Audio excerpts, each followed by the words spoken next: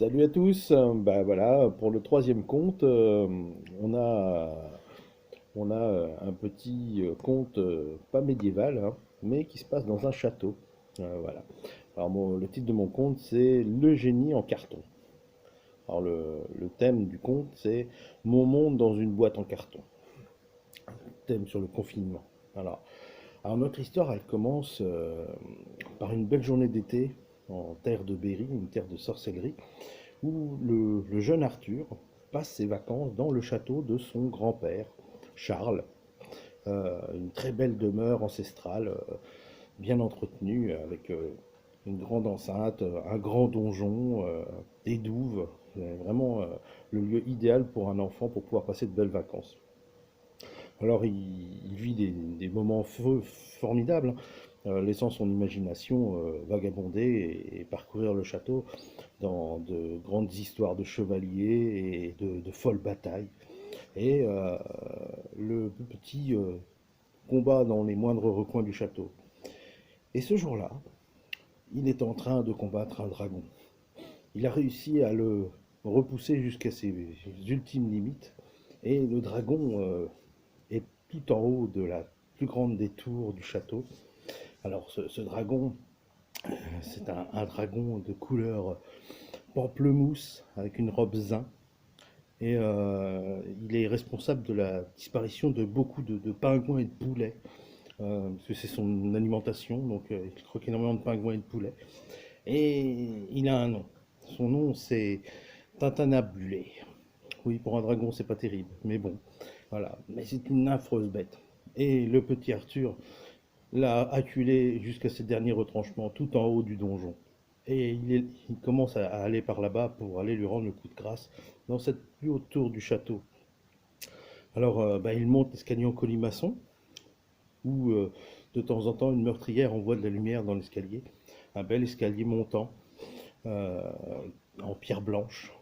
Et au fur et à mesure qu'il monte, ben, il oublie un peu que son grand-père, qui est une vieille personne aveugle, ne veut pas qu'il aille se promener tout seul dans le château en haut. Surtout que pour chasser le dragon, il a emprunté une épée à son grand-père, sans l'autorisation. Et là, ça peut être dangereux, alors faut pas le faire. Alors, cette tour interdite, le petit Arthur, il va commencer à monter les escaliers. Et ça tourne, et ça tourne, et ça tourne. Une fois de temps en temps, il y a un jet de lumière qui arrive sur Arthur venant d'une meurtrière, et il commence à avoir un peu le tournis. Et puis il monte encore dans cette tour. Puis il arrive à un moment où, dans le creux d'un mur, il y a une énorme statue de gargouille. Une gargouille avec une tête de démon, avec une chevelure punk, hein, un petit peu, voilà, des dents acérées, une musculature démesurée, des ailes plaquées dans le dos, des pattes griffues, une énorme statue, hein, de taille humaine, hein. Certainement une gargouille qu'on a enlevée pendant la rénovation du château. Et ben, il passe devant cette statue, il est un peu intrigué, comme il n'est jamais monté là et comme il n'avait pas le droit, il s'est dit, bon, ben, je risque rien, papy il va pas m'embêter, je continue mon aventure et il avance, il avance. Et il continue, et puis il est toujours au cinquième ou sixième étage de cette tour, et il arrive dans l'entrée d'une porte. Dans un tournant de la tour, il y a une porte. Alors, il pousse la porte, il fait assez sombre dans cette petite pièce. Il fait assez sombre. Il voit de la lumière qui passe par une meurtrière qui depuis des centaines d'années éclaire cette petite pièce, qui sont le renfermé. C'est des murs en pierre. Et dans cette pièce, il y a une grande table, un trône, et pas de décoration. C'est très triste. Mais sur la table, il y a une boîte. Une boîte en carton, avec plein de motifs dessus. Des étoiles, des lunes, des glyphes, des trucs un peu bizarres, avec un grand couvercle dessus.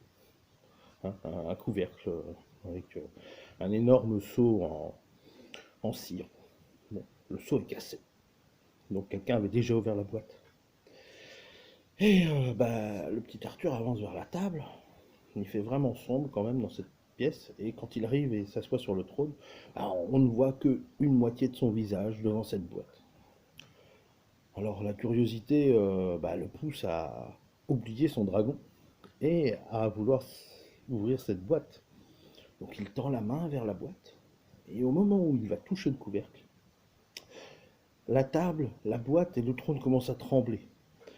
La boîte commence à s'illuminer de l'intérieur, le couvercle se soulève, de la fumée sort et bientôt la pièce entière va être complètement enfumée. Alors de cette fumée, le couvercle tombe et du couvercle, une lueur apparaît, une lueur verte, qui va sortir et va se poser sur la fumée en plein milieu du sol. Et elle va grandir en se nappant de la vapeur, de la fumée. Ça va donner une forme d'humain, qui va se matérialiser et tout d'un coup on voit un vieillard arriver avec une barbe blanche, des cheveux longs sans âge, un chapeau, une belle robe bien noire.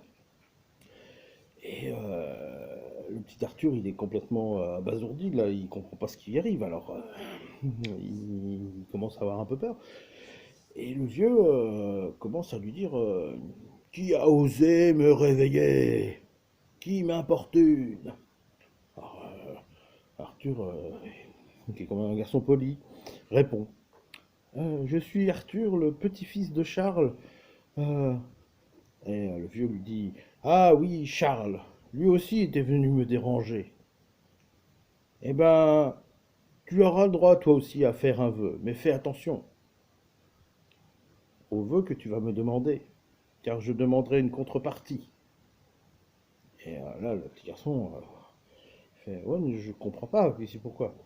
Et, le magicien lui dit ton grand-père a voulu être riche. Il était aveuglé par la cupidité. Et donc, contre son souhait, il est devenu aveugle. Réfléchis bien à ce que tu vas me demander. Alors là, il commence à avoir peur, il a les chocottes et il décide de taper un sprint et d'essayer de sortir de ça. Et quand il arrive à la porte, là, il y a la gargouille qui arrive. Elle avait repris vie. Et elle lui bloque la porte avec ses grands doigts griffus, les ailes déployées, la bouche grande ouverte, on voit toutes les dents, des yeux injectés de sang de cette gargouille. Alors là, il retourne vers la table, et il se met un peu dans un coin et puis il réfléchit à ce qu'il va demander comme souhait, quoi. Et, puis là, le magicien dit dépêche-toi, euh, que je puisse me nourrir mon pouvoir avec ce que je vais te prendre. Alors il est un peu forcé de faire un souhait. Puis là, tout d'un coup, le petit garçon il se dit eh ben non, tu ne pourras pas nourrir ton pouvoir. Parce que moi, mon souhait, c'est justement que tu n'aies plus de pouvoir. Et là, le magicien se fige et il commence à disparaître dans une grande fumée. La gargouille qui entend ça commence à courir dans l'escalier, puis elle se repétrifie et elle commence à tomber dans l'escalier et on l'entend qui tombe et qui casse, qui finit en petits morceaux. Et Arthur se sauve en courant. Il se sauve en courant pour rejoindre son grand-père. Et arrivant dans la cour, son grand-père est là et son grand-père, lui, c'est le plus beau jour de sa vie parce que le charme est rompu et il revoit de nouveau et il voit son petit-fils. Et son petit-fils il dit grand-père, grand-père, j'ai rencontré un magicien. Et, euh, et il explique l'histoire et le grand-père lui dit tu as été plus intelligent que moi, mon petit, c'est bien, c'est très bien, merci. Et voilà comment notre histoire se finit. Elle se finit bien. Mais faites attention, quand vous marchandez avec un magicien, il y a toujours une contrepartie. Alors pensez à ce que vous devez demander.